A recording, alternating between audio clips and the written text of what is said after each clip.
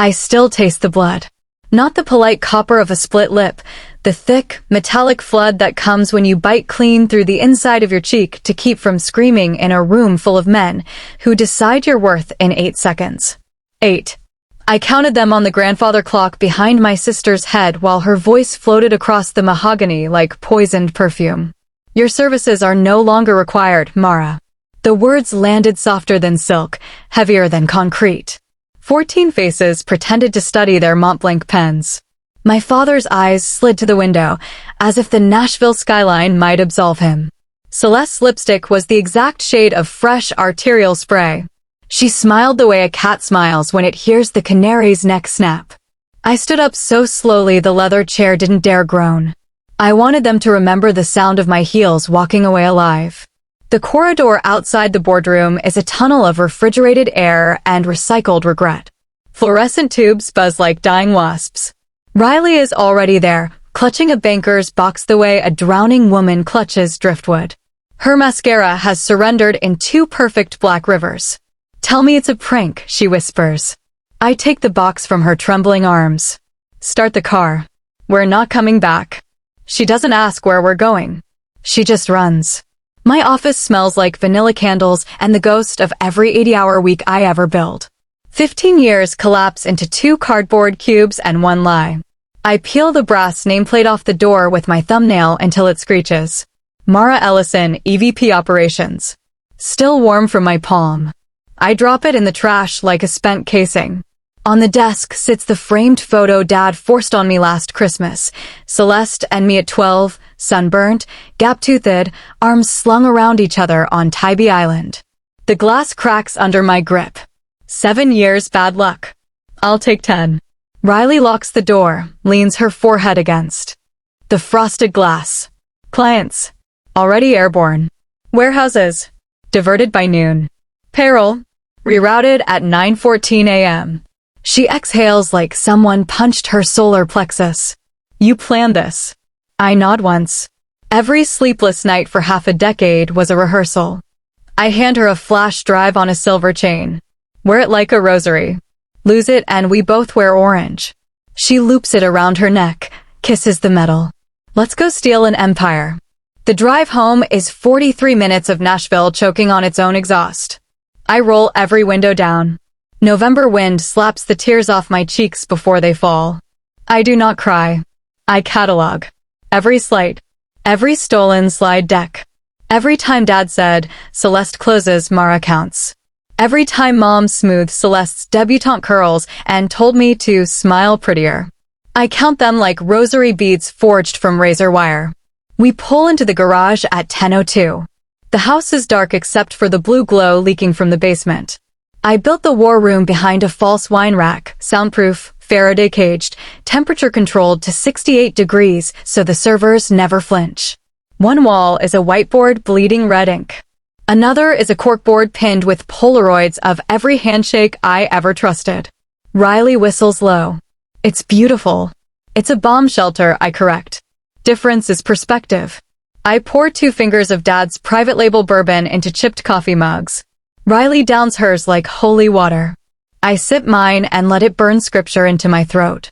Phase 1. Notification. I open the encrypted laptop. Type a single email to 14 Apex clients. Subject. Continuity of service. Action required. Body. 3 sentences, 1 hyperlink, 0 apologies. Send. The whoosh sounds like a guillotine dropping. 11:17 p.m. First reply pings. Harlan Brooks, Apex Cold Chain. Jesus, Mara. Page 14. You magnificent bastard. Attached, signed letter of intent. Effective midnight. I forward it to Riley. She prints, scans, notarizes with the stamp I keep in the safe beside my grandmother's pearl-handled .38. We are now officially in business. 11:43 p.m. Jordan texts a selfie.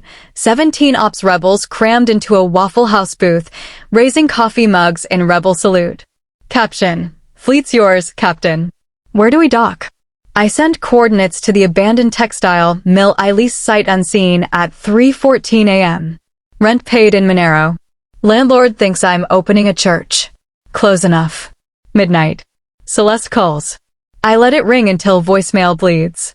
She leaves 37 seconds of silence, one ragged sob, and the soft click of a woman realizing the pedestal she kicked me off was the only thing keeping her from falling. I save it as evidence_01.mp3.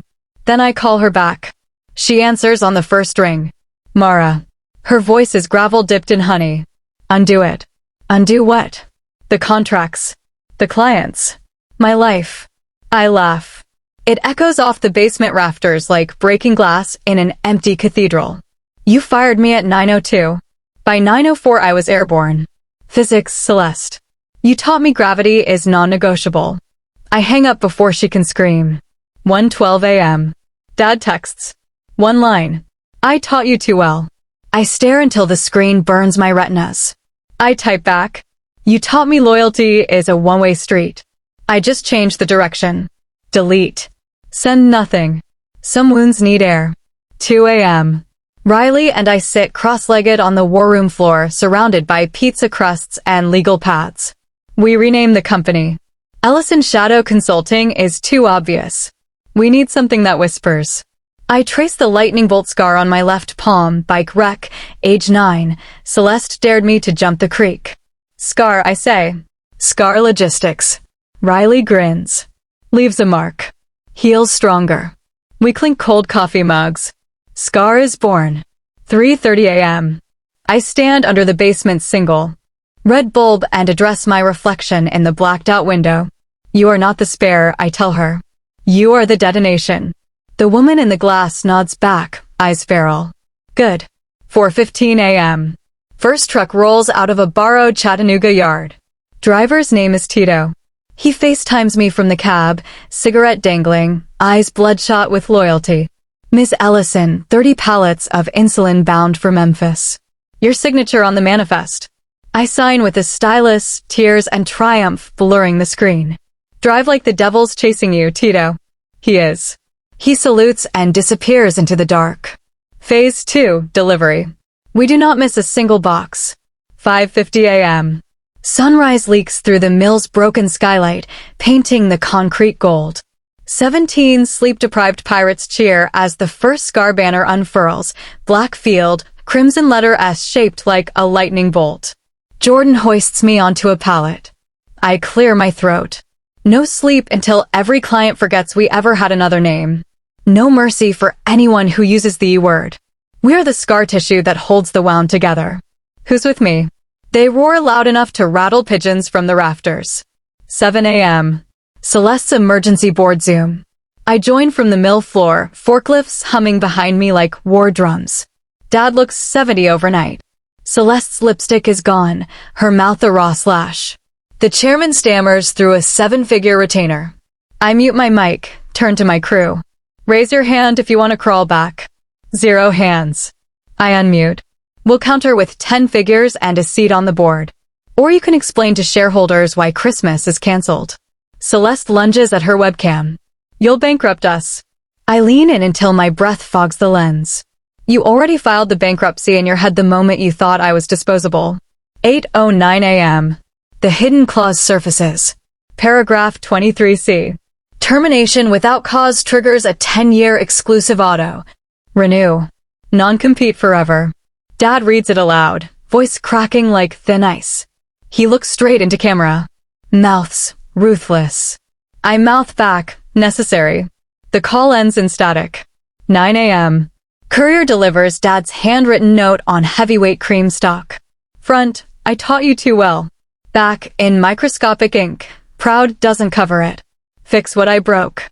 Love, D. I fold it into a paper airplane, launch it out the loading dock. It spirals into a dumpster fire someone started for warmth. Fitting eulogy. Noon. Harlan Brooks signs Scar to a $27 million cold chain exclusive. He toasts me over Zoom with a bottle of 1996 Dom Perignon. To the sister who brought the guillotine to the family picnic. I drink from a Dixie cup.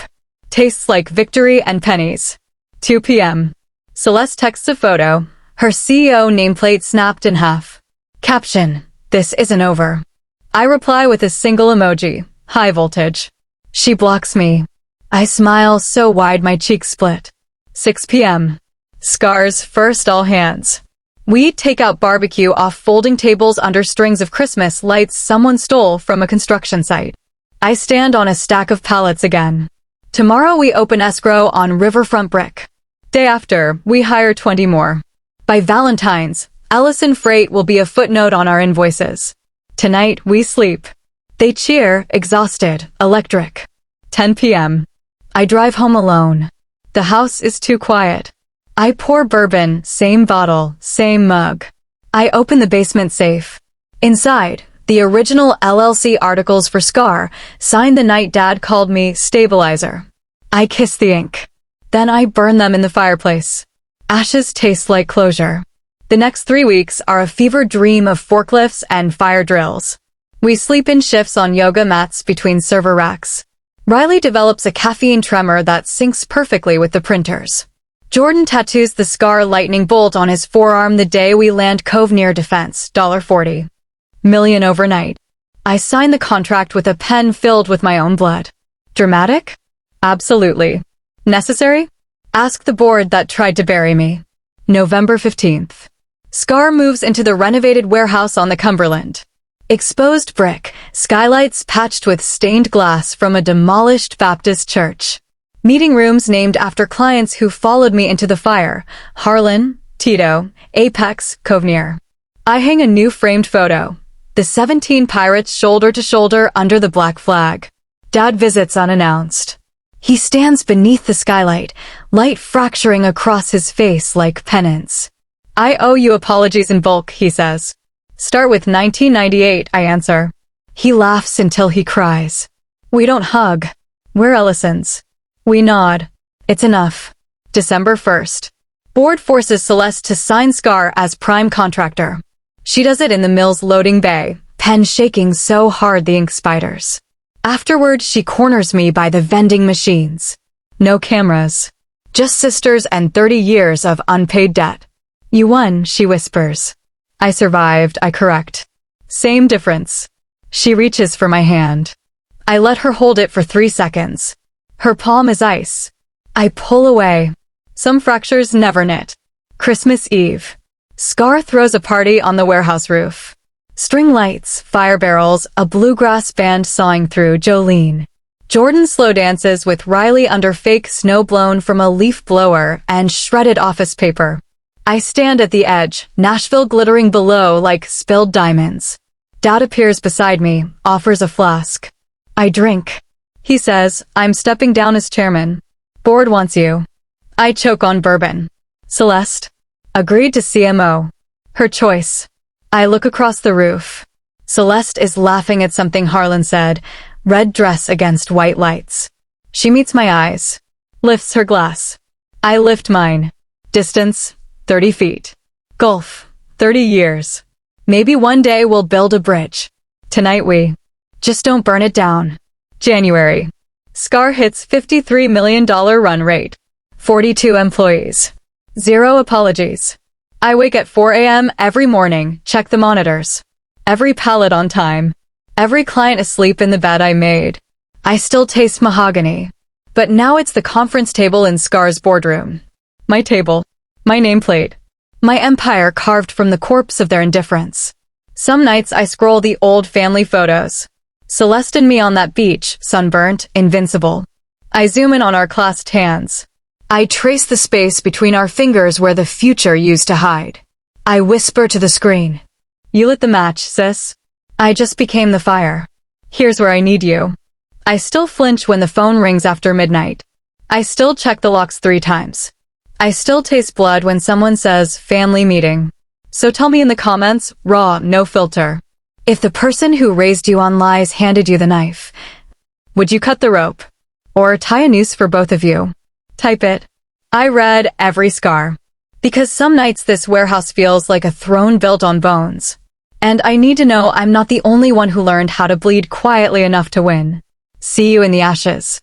And if you hear heels in the hallway, don't run. Smile.